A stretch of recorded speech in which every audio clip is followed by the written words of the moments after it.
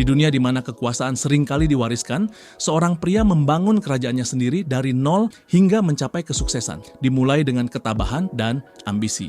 Ini adalah kisah Roman Abramovich, seorang anak laki-laki dari sudut terpencil dan dingin di Rusia yang menentang segala rintangan untuk menjadi salah satu oligarki paling kuat dan misterius di dunia. Dari kemiskinan hingga kekuasaan, dari tidak punya apa-apa hingga memiliki segalanya. Namun perjalanan Abramovich bukan hanya mendaki menuju kekayaan. Ini adalah kisah bertahan hidup di era yang penuh gejolak, menguasai permainan yang hanya sedikit orang yang bisa memahaminya. Dari bertahan dari runtuhnya Uni Soviet hingga menguasai beberapa industri paling menguntungkan di Rusia, Abramovich membangun sebuah kerajaan dan mendefinisikan ulang apa artinya menjadi seorang miliarder. Mari kita telusuri kisah Roman Abramovich miliarder yang berawal dari anak yatim piatu yang terlupakan menjadi raja minyak, baja, dan olahraga Rusia. Bangkit dari awal yang sulit. Di tengah dinginnya Rusia Soviet, di mana mimpi seringkali tercekik oleh penindasan politik dan keputusasaan ekonomi, seorang anak laki-laki dari desa kecil yang miskin, kemudian bangkit menjadi sosok paling kuat dan misterius di Rusia pasca Soviet.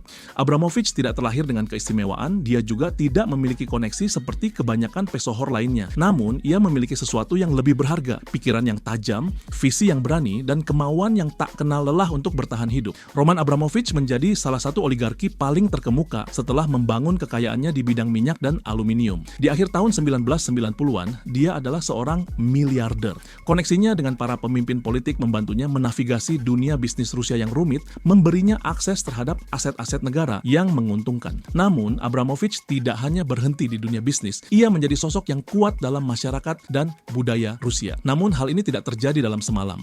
Karena Roman Abramovich tidak datang ke dunia dengan modal uang, perjalanannya menjadi salah satu oligarki paling berpengaruh di Rusia, dilalui dengan berbagai kesulitan dan keputusan yang bijak. Mari kita lihat tahun-tahun awalnya yang penuh tantangan untuk lebih memahami sejauh mana perjuangannya dan perjalanannya dari seorang yatim piatu yang miskin hingga menjadi orang yang paling kuat dan kaya di dunia. Lahir dalam kemiskinan tanggal 24 Oktober 1966 di Saratov, sebuah kota di sepanjang sungai Volga. Kehidupan Abramovich dimulai dengan kesulitan. Tepat sebelum ulang tahun pertamanya, ibunya Irina meninggal dunia karena keracunan darah akibat aborsi yang gagal. Ayahnya, Arkady Abramovich, secara tragis meninggal dalam sebuah kecelakaan konstruksi tak lama setelah itu, membuat Roman muda menjadi yatim piatu saat berusia 4 tahun. Setelah kematian orang tuanya, Abramovich pindah ke Ukhta, sebuah kota di Republik Komi, untuk tinggal bersama kerabat dari pihak ayahnya. Di daerah yang keras dan terpencil di Rusia Utara, inilah ia dibesarkan oleh pamannya dari pihak ayah, Lev Abramovich, dan kemudian oleh kerabat lainnya.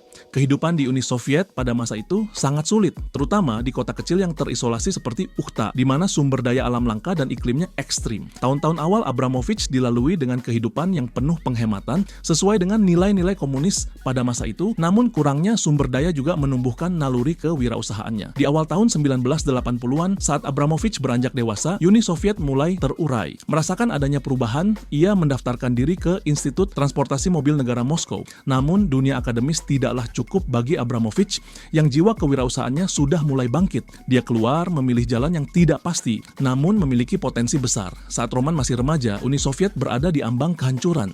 Tirai besi mulai terkoyak dan peluang-peluang baru yang berbahaya mulai bermunculan. Selama masa-masa yang penuh gejolak inilah kisah Abramovich memulai transformasinya. Di tahun 1988, Abramovich memulai wajib militernya di Angkatan Darat Soviet. Meskipun ia tidak ikut wajib militer dengan cita-cita untuk berkarir di bidang militer, ia menggunakan waktunya di sana sebagai kesempatan untuk mengembangkan etos kerja, keterampilan bertahan hidup, dan kecerdasan yang akan membantunya kelak. Kehidupan militer Soviet sangat keras dan seringkali merendahkan, tetapi bagi Abramovich, ini adalah lahan subur untuk mempelajari keterampilan penting yang kelak akan membantunya menaiki tangga industri dan wirausaha Rusia. Runtuhnya Uni Soviet di tahun 1991 membuka peluang bagi banyak orang, tetapi hanya mereka yang memiliki pikiran tajam dan kemauan untuk mengambil risiko yang akan mendapatkan keuntungan.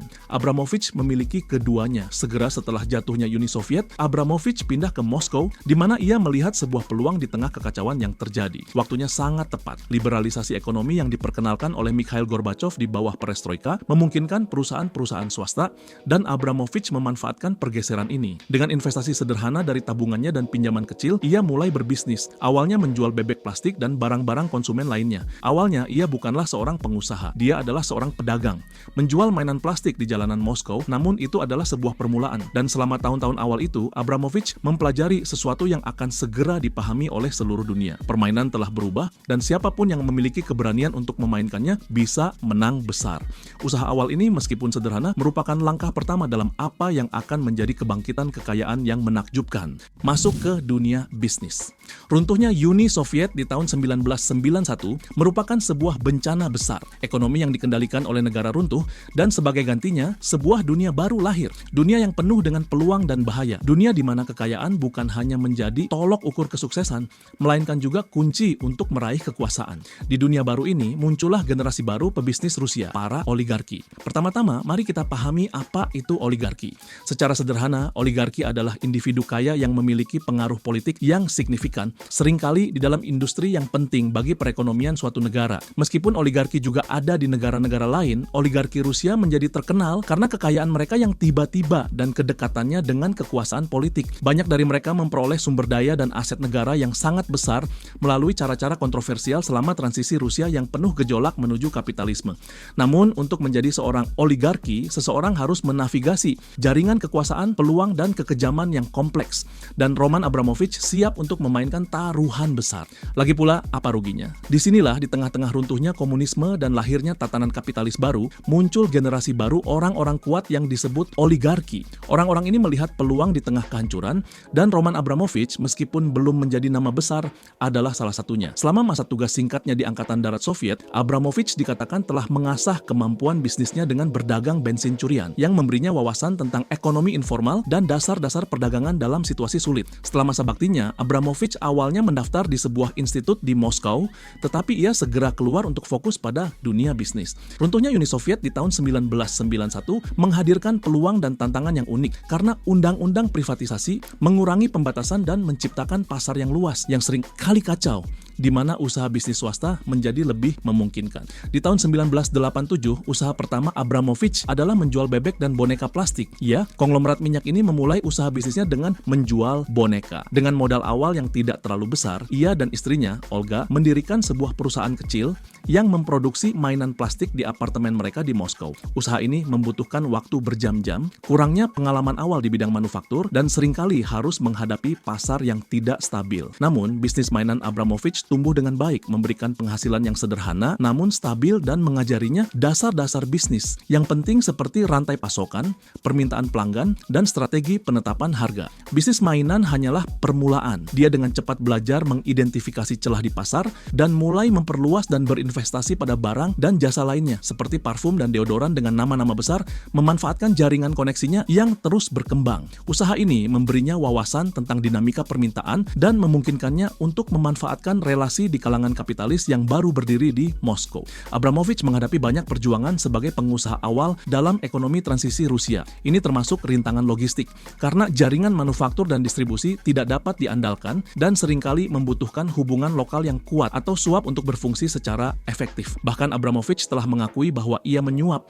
dan meminta bantuan mafia untuk mempromosikan bisnisnya di masa-masa awal. Kebangkitannya menuju warisan miliaran dolar. Era pasca Soviet adalah masa yang penuh gejolak, tetapi juga peluang yang sangat besar. Ketika pemerintah beralih ke privatisasi aset-aset milik negara, pengusaha muda seperti Abramovich memiliki kesempatan untuk mendapatkan saham di aset-aset yang dulunya merupakan permata mahkota ekonomi Soviet. Salah satu aset tersebut akan mengubah hidup Abramovich selamanya, minyak. Ini adalah titik balik bagi Abramovich muda. Meskipun memiliki risiko yang besar dan menanggung utang, hal itu akhirnya membuatnya menjadi seorang miliarder. Dia bermitra dengan Boris Berezovsky dan membuat kesepakatan besar yang mengubah hidup mereka berdua dan menjadikan mereka oligarki yang paling kuat. Namun, Boris Berezovsky sudah menjadi pengusaha terkemuka dengan pengaruh yang signifikan di kalangan politik dan ekonomi Rusia. Di awal tahun 1990-an, ia telah mengumpulkan banyak uang dan membangun koneksi yang kuat, termasuk hubungan dengan Presiden Rusia Boris Yeltsin. Pengaruh Berezovsky sangat kuat di dalam Kremlin, di mana ia mampu mengadvokasi individu dan kebijakan yang mendukung kepentingan bisnisnya. Abramovich, yang lebih muda dan kurang terhubung secara politik pada saat itu, memasuki lingkup Berezovsky melalui seorang kenalan. Berezovsky yang yang terkesan dengan kecerdasan bisnis Abramovich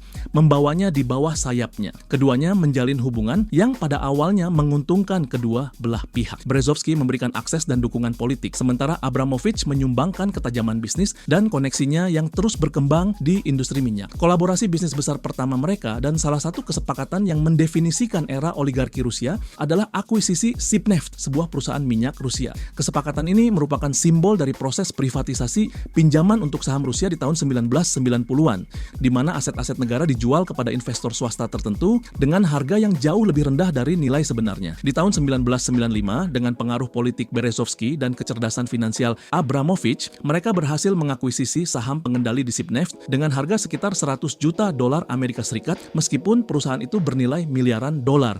Akuisisi ini mengukuhkan keduanya sebagai oligarki yang kuat dengan pengaruh besar dalam industri minyak. Abramovich memainkan peran penting dalam operasional sehari-hari dan pengembangan Sibneft. Sementara Berezovsky lebih banyak terlibat dalam memberikan dukungan politik dan media.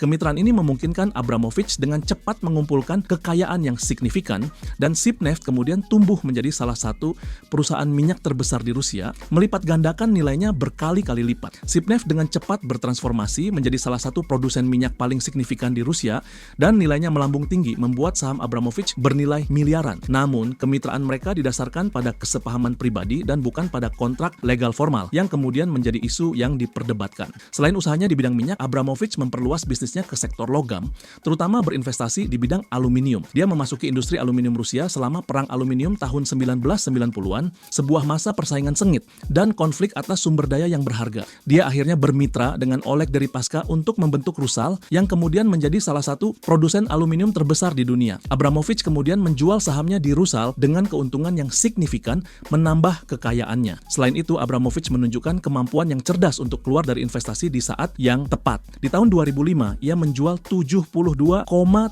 sahamnya pada perusahaan gas raksasa Rusia, Gazprom, dengan nilai sekitar 13 miliar dolar Amerika. Ini adalah salah satu transaksi bisnis terbesar dalam sejarah Rusia pada saat itu dan mengukuhkan status Abramovich sebagai miliarder. Investasi strategis Abramovich di bidang minyak, aluminium, dan industri lainnya menandai pergeseran dari tahun-tahun awalnya sebagai pengusaha skala kecil dan memperkenalkannya ke jajaran elit bisnis baru Rusia. Namun, kesuksesan ini bukan tanpa kesulitan, karena ia harus menghadapi tantangan hukum dan politik untuk memperkuat kepemilikannya. Hubungan antara Berezovsky dan Abramovich mulai memburuk di awal tahun 2000. Naiknya Vladimir Putin ke tampuk kekuasaan membawa gelombang reformasi baru yang bertujuan untuk mengurangi pengaruh politik para oligarki. Kritik terbuka Berezovsky terhadap Putin membuatnya berselisih dengan Kremlin, dan dia akhirnya melarikan diri ke Inggris, di mana dia tinggal di pengasingan. Abramovich di sisi lain berhasil mempertahankan pengaruhnya di Rusia dengan bersekutu lebih dekat dengan pemerintahan Putin dan menghindari keterlibatan langsung dalam politik. Berezovsky merasa bahwa Abramovich telah mengkhianatinya dengan menolak untuk mendukung penentangannya terhadap Putin dan diduga menekannya untuk menjual sahamnya dalam usaha bisnis bersama mereka dengan harga yang lebih rendah daripada nilainya. Berezovsky mengklaim bahwa ia dipaksa untuk menjual saham Sibneftnya kepada Abramovich di bawah tekanan dengan harga yang jauh lebih rendah dari nilai sebenarnya, sebuah klaim yang dibantah oleh Abramovich dan bersikeras bahwa Berezovsky telah mendapatkan kompensasi yang sesuai. Di tahun 2011, Berezovsky mengajukan gugatan terhadap Abramovich di Pengadilan Tinggi Inggris menuntut ganti rugi sebesar lebih dari 5 miliar dolar. Dia menuduh Abramovich melakukan intimidasi dan pelanggaran kepercayaan dan mengklaim bahwa Abramovich pada dasarnya telah menipunya dari bagian yang adil dari keuntungan Sibneft. Abramovich membalas bahwa Berezovsky tidak pernah menjadi pemilik sah Sibneft, melainkan hanya seorang patron politik yang menerima dukungan finansial sebagai imbalan atas perlindungan politik. Persidangan yang berlangsung tahun 2012 ini merupakan salah satu yang terbesar dan termahal dalam sejarah Inggris, berlangsung selama beberapa bulan dan mendalami dunia gelap para oligarki Rusia. Kasus ini akhirnya diputuskan untuk memenangkan Abramovich dengan pengadilan menemukan bahwa Berezovsky tidak memberikan bukti yang cukup tentang kepemilikan dan bahwa tindakan Abramovich tidak melanggar hukum. Kekalahan hukum tersebut merupakan pukulan telak bagi Berezovsky yang sudah menghadapi kesulitan keuangan. Di tahun 2013, ia ditemukan tewas di rumahnya di Inggris dalam keadaan misterius dengan hasil penyelidikan resmi yang memberikan vonis terbuka. Sementara itu, Abramovich terus berkembang sebagai seorang pengusaha. Dari awal bisnis plastik hingga kekayaan logam, ia mempertahankan kekayaannya dan mengembangkan asetnya, termasuk investasi besar-besaran di klub sepak bola Inggris Chelsea. Kehidupan sebagai miliarder internasional.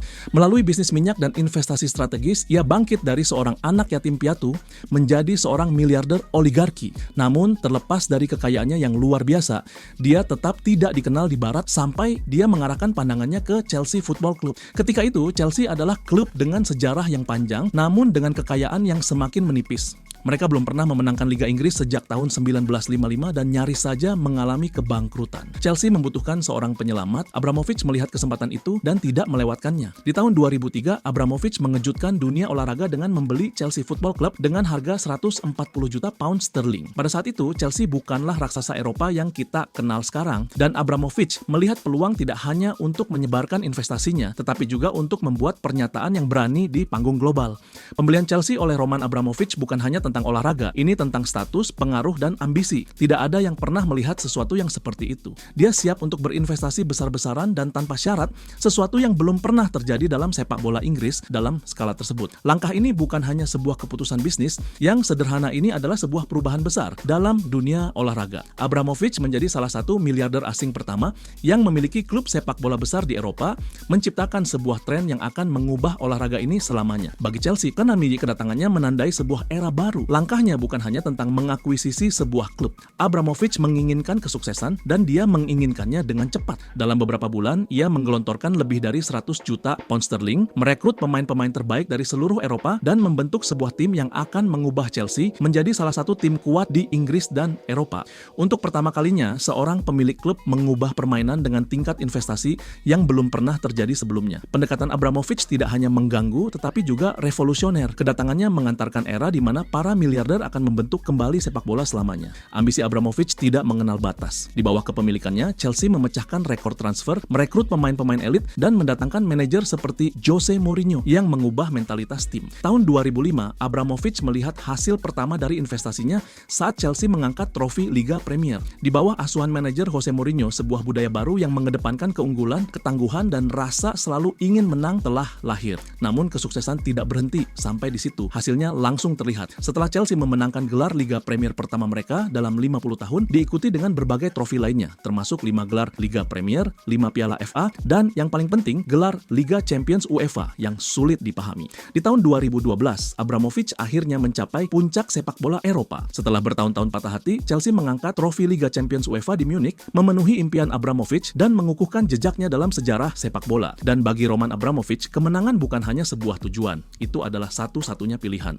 Bagi para penggemar Chelsea, Abramovich menjadi semacam pahlawan. Baginya, Chelsea lebih dari sekadar investasi. Ini adalah project passionnya, caranya untuk meninggalkan jejak di panggung dunia, dan jawaban bagi mereka yang meragukannya. Lahir di musim dingin yang keras di Soviet Rusia, kebangkitan Abramovich ke tampuk kekuasaan dimulai dari tempat yang paling tidak mungkin.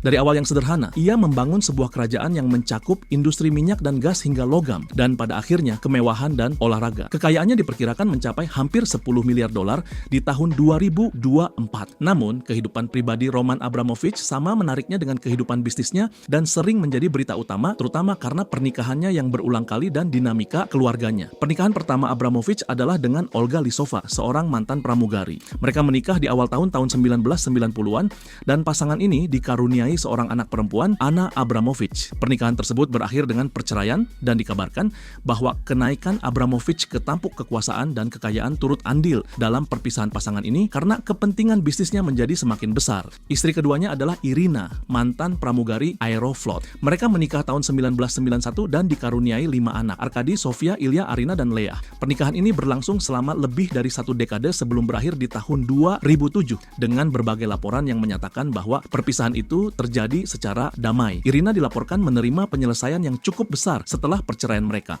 yang mencakup sejumlah besar uang dan beberapa properti. Istri ketiga Abramovich adalah Daria Zhukova, seorang sosialita dan kolektor seni asal Rusia.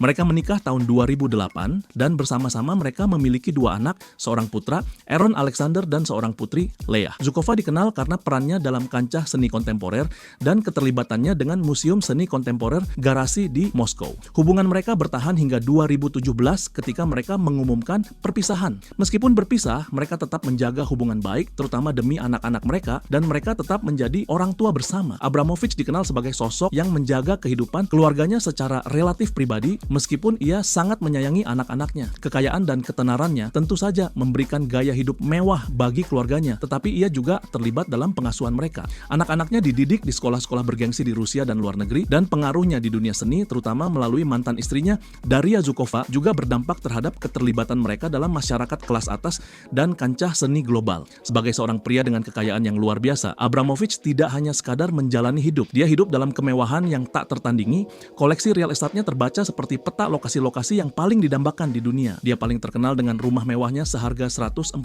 juta pound sterling di London yang terletak di Kensington Palace Gardens yang bergengsi, yang sering disebut sebagai deretan miliarder. Rumah ini merupakan perkebunan yang luas dengan fitur-fitur mewah, termasuk bioskop pribadi, kolam renang dalam ruangan, dan garasi bawah tanah. Rumah ini adalah salah satu rumah pribadi termahal di Inggris. Abramovich juga memiliki beberapa properti di Prancis, termasuk sebuah chateau di French Riviera, di mana ia menghabiskan banyak waktu. Properti ini menawarkan pemandangan Mediterania yang menakjubkan dan memiliki taman-taman mewah dan bangunan bersejarah. Selain properti miliknya di Eropa, Abramovich juga memiliki rumah di Amerika Serikat, khususnya di New York City. Townhouse di Manhattan, di Upper East Side, yang dibeli seharga $75 juta, merupakan salah satu akuisisi Amerika Serikat yang paling terkenal. Dia juga memiliki beberapa properti di Rusia, termasuk sebuah dacha, rumah pedesaan, yang mewah di wilayah Moskow. Namun, tidak berhenti sampai di situ. Dari garis pantai Monaco yang berkilauan hingga perbukitan Italia, investasinya di bidang real estate menjangkau seluruh dunia. Setiap rumah adalah tempat perlindungan. Setiap pembelian adalah pernyataan kekayaan dan pengaruhnya. Abramovich dikenal karena kecintaannya pada kapal pesiar mewah dan koleksinya mencakup beberapa kapal paling mewah yang pernah dibuat. Dan kemudian ada Eclipse permata mahkota armadanya. Dengan panjang hampir 533 kaki, kapal ini bukan sekadar kapal pesiar.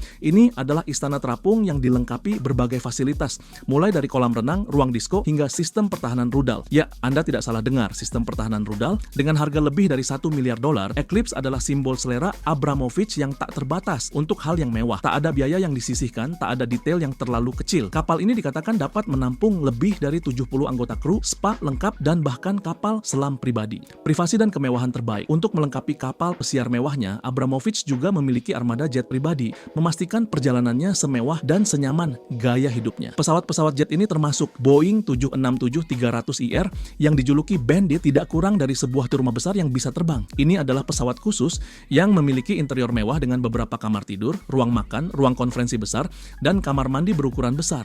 Interiornya telah dirancang untuk memenuhi gaya hidupnya dengan kompartemen khusus untuk relaksasi, rapat, dan hiburan. Dia juga memiliki Gulfstream G650 yang dikenal sebagai salah satu jet pribadi tercepat di dunia dan menyediakan akomodasi mewah termasuk tempat duduk mewah dan ruang yang luas untuk bekerja atau bersantai. Namun, kekayaan dan kemewahan yang berlebihan selalu membawa masalah dan pengawasan hukum. Demikian pula, kekayaan dan transaksi bisnis Abramovich juga seringkali menarik perhatian hukum, terutama terkait transparansi praktik bisnisnya dan metode yang digunakannya untuk memperoleh kekayaannya. Akuisisi Abramovich terhadap perusahaan minyak Sibneft di tahun 1990-an sering disebut-sebut sebagai hal yang kontroversial dengan tuduhan bahwa hal itu merupakan bagian dari proses privatisasi yang lebih luas yang melibatkan korupsi dan manipulasi aset negara. Para kritikus menyatakan bahwa kenaikan kekayaannya difasilitasi oleh hubungan dekat dengan pemerintah Rusia dan elit politik. Salah satu kritik yang paling keras terhadap Abramovich adalah dugaan kedekatannya dengan Vladimir Putin. Abramovich disebut-sebut sebagai salah satu orang terkaya di Rusia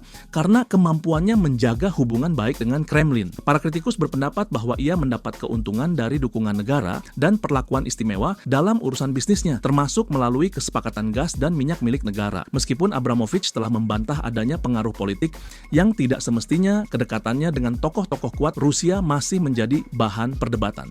Setelah serangan Rusia terhadap Ukraina di bulan Februari 2022, Abramovich menjadi pusat perhatian internasional. Pemerintah Barat, termasuk Uni Eropa, Inggris, dan Amerika Serikat, menjatuhkan sanksi kepadanya sebagai tanggapan atas tindakan Rusia sebagai bagian dari upaya yang lebih luas untuk menargetkan individu-individu yang memiliki hubungan dengan Kremlin.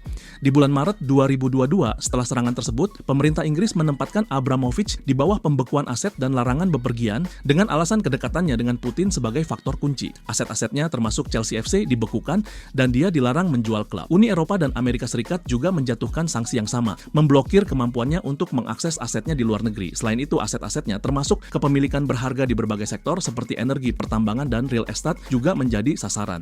Sebagai bagian dari sanksi tersebut, Abramovich dipaksa untuk menjual Chelsea FC.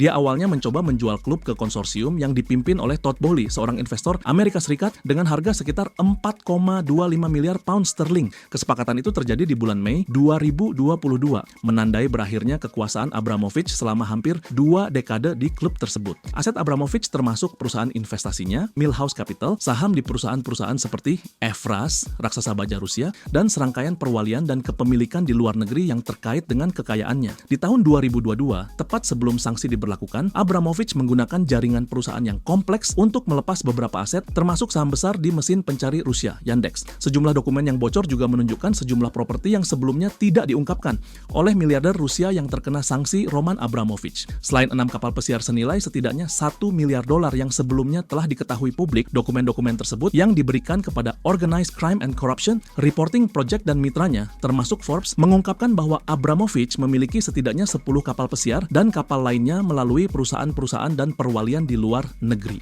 Dokumen yang dirilis juga mengungkapkan bahwa Abramovich memiliki kapal motor Blue Game sepanjang 40 kaki yang disebut Umbra A yang bernilai sekitar $1 juta dalam laporan tahunan 2016 selain 8 kapal pendukung. Menurut spesialis penilai kapal pesiar, Vessels Value QP sepanjang 80 kaki adalah kapal pesiar yang paling bernilai dari kapal pesiar yang sebelumnya tidak dilaporkan dengan perkiraan nilai $3 juta. Setelah sanksi tersebut, Abramovich telah berusaha untuk melikuidasi berbagai asetnya. Kapal pesiarnya yang berharga, Eclipse, sempat berlabuh di berbagai lokasi, namun akhirnya berhasil keluar dari perairan Eropa, menandakan upayanya untuk melindungi aset-aset mewahnya. Terlepas dari upaya sosialnya, termasuk sumbangan amal untuk rumah sakit anak-anak, pendidikan, dan program-program seni. Namun, jejak Abramovich dirusak oleh pertanyaan tentang asal-usul kekayaannya dan hubungan politiknya. Sanksi dan kasus hukum telah memperdalam pengawasan terhadap transaksi keuangannya membayangi masa kejayaannya. Abramovich terus menghadapi tantangan hukum dari pengadilan Rusia dan internasional. Seiring dengan berlanjutnya sanksi, ada diskusi yang sedang berlangsung tentang nasib aset-asetnya yang tersisa dan apakah dia akan dapat memperoleh kembali kekayaan atau pengaruhnya. Terlepas dari kontroversi yang mengelilinginya, terutama terkait hubungannya dengan pemerintah Rusia dan pertanyaan tentang kekayaannya, pengaruh Abramovich baik dalam bisnis maupun olahraga tidak dapat diremehkan. Kehidupan pribadinya yang kompleks dengan berbagai pernikahan dan anak-anaknya hanya menambah intrik pada persona yang beraneka ragam dari salah satu miliarder paling misterius di dunia. Namun demikian, perjalanannya dari seorang anak yatim piatu di kota terpencil hingga menjadi seorang tokoh bisnis global tetap menjadi kisah ambisi dan ketekunan yang inspiratif dan menarik. Jika Anda menikmati video ini, silakan tonton video lainnya di layar Anda.